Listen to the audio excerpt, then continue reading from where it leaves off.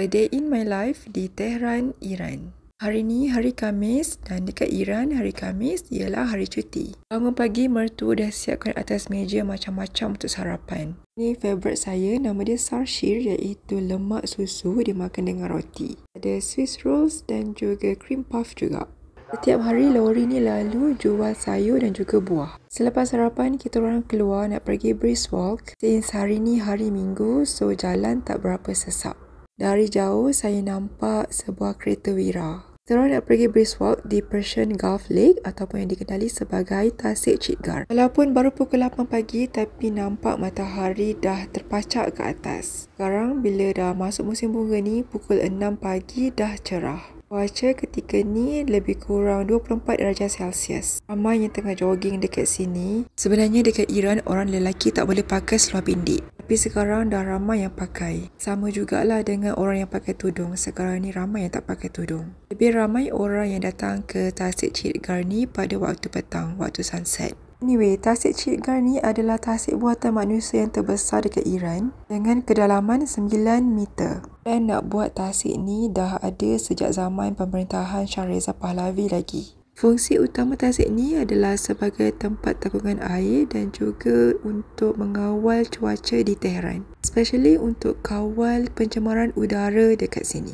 Di sekeliling tasik ni disediakan tempat untuk orang beriadah. Sama ada nak brisk walk ataupun jogging ataupun naik basikal. Ada juga kedai-kedai untuk membeli belah, restoran dan juga kafe. Kita orang masuk ke dalam bangunan ni sebab dah panas nak ambil aircon sekejap.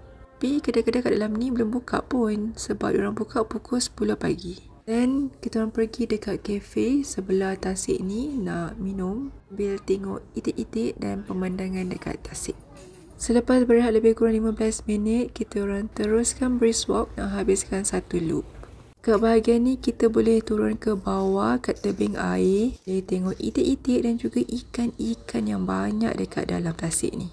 Sekarang kan tengah musim bunga, so dekat tepi-tepi jalan tu banyak pokok bunga yang berbau wangi. Contohnya bunga ni memang sangat banyak dekat Iran. Orang Iran panggil bunga yas. Bunga ni pun bau dia wangi juga. Tak hari tu musim bunga tulip kan? Sekarang ni pula tengah musim bunga ros. Sangat banyak tengah kembang mekar. Selepas lebih kurang 1.5 jam dekat situ, kita orang pun balik ke rumah. Untuk lunch hari ni kita orang beli take out je. Ada kebab dan juga zeresh polo. Dan saya beli jus juga. Orang dekat Iran ni jus sangat-sangat murah. Waktu petang kita orang keluar untuk brisk walk lagi sekali. Kali ni kita orang pergi ke Bashgah Engelab.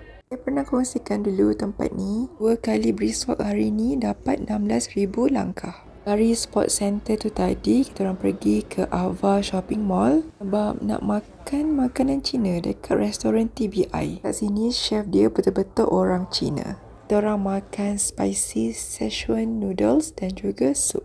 Alhamdulillah, sedap lah. So, itulah cerita saya hari ni di Bandar Tehran, Iran. Until the next video, take care everyone. Bye.